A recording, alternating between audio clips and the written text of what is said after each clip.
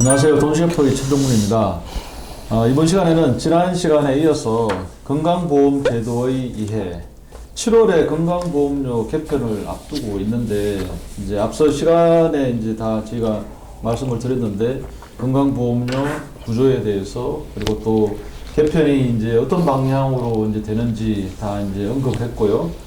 실제로 그러면 이런 개편을 앞두고 있고 우리가 이제 건보료 부담을 좀 합법적으로 합리적으로 좀 줄이려면 어떤 방법들이 있는지 경험 많으신 우리 전문가를 모시고 또 방법에 대해서 이번 시간에는 한번 들어보도록 하겠습니다. 안봉학 전문가님 안녕하세요. 네, 안녕하세요. 안봉학입니다. 네, 예.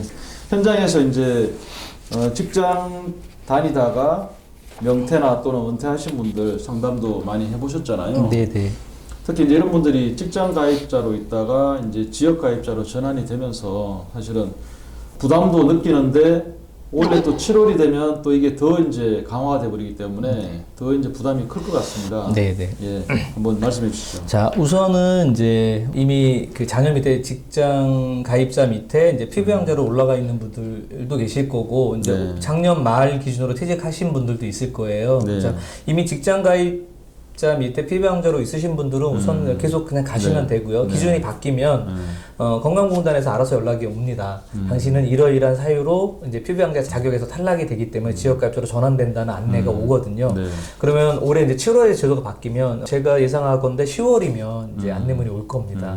그래서 11월부터 지역가입자로 전환에 대해서 이제 부과가 될 거고요. 네. 자, 올해 퇴직하신 분들 기준으로는 자, 12월 말일로 이제 근로소득이 끊겼어요. 그러니까 네. 소득이 제로가 되는 거죠. 네. 그러면 아까 제가 그 우리 피부양자 강화 기준을 말씀을 드렸는데 거기에 일단 해당은 안 되세요. 소득이 없으니까. 네, 네. 국민연금은 어쨌든 지금 당장 수령이 안 되시고 네. 올해 수령하시더라도 올해 국민연금 수령하는 건 내년 5월에 종합소득신고가 되거든요. 네. 그러니까 실제 건강보험단에 통보되는 시점은 내년 7월이라는 거죠. 예. 그래서 올해 국민연금을 이제 개시하신 분들도 당장 올해는 자녀 밑에 피부양자로 올라갈 수 있다는 거고요. 네. 다만 이미 그 공시지가 15억 이상 부동산을 갖고 있다. 그럼 과세표준 9억이 넘거든요. 네. 그러면 피부양자 자격이 안 됩니다.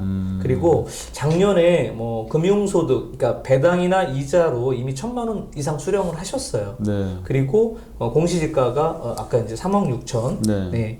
그렇게 되면 그런 분들은 이제 바로 하반기에 탈락이 될 수도 있습니다.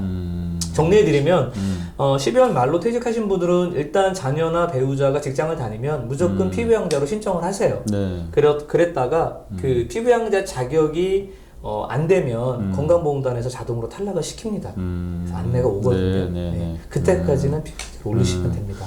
시스템이 아주 잘 돼 있네요. 네, 철저합니다. 일단은 피부양자로 등재를 해라. 네. 직장 가입자의 자녀 또는 배우자한테. 네. 피부양자라는 얘기는 건강보험료를 내가 하나도 안 낸다는 얘기입니다. 그렇죠. 예, 가장 예. 좋은 방법인데 예, 그러다 예. 보니까 기준이 이제 7월부터 엄격하게 바뀌는 네, 거고요. 네, 네. 자, 이게 이제 불가능해지면 두 번째 할 수 있는 방법은 현실적으로 조금 일자리가 그렇게 쉽진 않지만 재취업을 하실 수 있으면 재취업을 하시는 게 일단 건강보험 측면이나 뭐 본인의 어떤 그 소득 구조 측면에서 필요합니다. 그리고 우리가 이제 직장 가입자는 본인이 반을 내고 사업주가 반을 내주거든요. 네. 그래서 지금 예를 들어서 월급 한 200만 원 이제 은퇴하신 이후에 재취업하시면 소득이 그렇게 높지는 않으시거든요. 네. 한 200에서 300 수준이기 때문에 네, 그러면 네, 우리 지금 올해 그 직장 건강보험료율이 6.99거든요. 100만 원일 때 3만 5천 원, 네, 200일 때는 7만 원, 네, 7만 원을 내시는 거죠. 네. 그런데 그분이 예를 들어서 이제 지역으로 전환되면 집도 있고 뭐 다른 소득도 있다면 훨씬 더 많은 금액이 나오게 되니까 네. 그래서 재취업을 해서 1년 이상 재직을 하시게 되면 그리고 나서 이제 직장을 그만두셨을 때 그럼 또 지역가입자로 전환되잖아요. 네. 그럼 본인이 직장 다녔을 때 냈던 7만 원과 지역가입자로 전환되었을 때 예상되는 한 30만 원 중에 네. 작은 거를 선택할 수 있습니다. 선택해서 얼마 동안? 예, 3년 36개월 동안. 예, 그게 그 아래에 있는 임의 계속 가입 제도입니다. 그러니까 재취업을 했을 때 이게 가능한 거네요. 그렇죠. 그럼 무조건 재취업을 해야 지금 돼요. 뭐 재취업을 안 하신 상태에서 막 희망퇴직이나 대기업에서 퇴직하신 분들은 네. 이미 급여가 높았기 때문에 예. 급여가 예를 들어 1억이었어요. 예. 아니 월 1,000만 원이었다면 예. 그분은 벌써 건강보험료가 35만 원이에요. 네. 그러면 그러니까. 직장에서 본인 냈던 금액하고 지역 전환됐을 때 금액이 별 차이가 없는 거예요. 예. 그죠? 예. 그러더라도 지역 가입자가 더 싸다면 지역 가입자를 내는 거고 직장 가입자가 좀 적었다면 직장에서 본인이 내든 거, 그러니까 총액이 아니라 본인이 네. 내든 겁니다. 네. 50% 금액이 지역보다 작았다면 그거를 선택할 수 있는 제도가 임의기술 가입 제도인데 대기업이나 금융기관에서 퇴직하신 분들은 사실 그 직장 다닐 때도 이미 건보료를 많이 내셨거든요. 네. 그거를 임의기술 가입 제도로 활용하는 거는 그렇게 큰 의미가 없습니다. 하여튼 그러면 정부에서 이 재취업의 노력에 대해서 어쨌든 좀 지금 약간 이제 혜택이 있는 거죠. 뭐 혜택을 이거를 주네. 목전에 두진 않았겠지만 예, 이제 재취업을 하시고 대신에 가입 기간이 1년 이상이래요. 1년 이상 돼야 되고. 예, 예. 네네, 알겠습니다. 네, 그렇게 하면 예. 이제 36개월 동안 그 직장에서 본인 내든 금액을 이제 내실 수가 있는 거고요. 네. 자, 이거 외에는 사실 뭐 방법이 없습니다. 그러니까 피부양자가 안 됐기 때문에 이제 무임승차는 안 되는 거예요. 그러니까 피보험자로 가셔서 적게 낼 수 있는 방법을 찾으셔야 되는 거죠. 네. 예.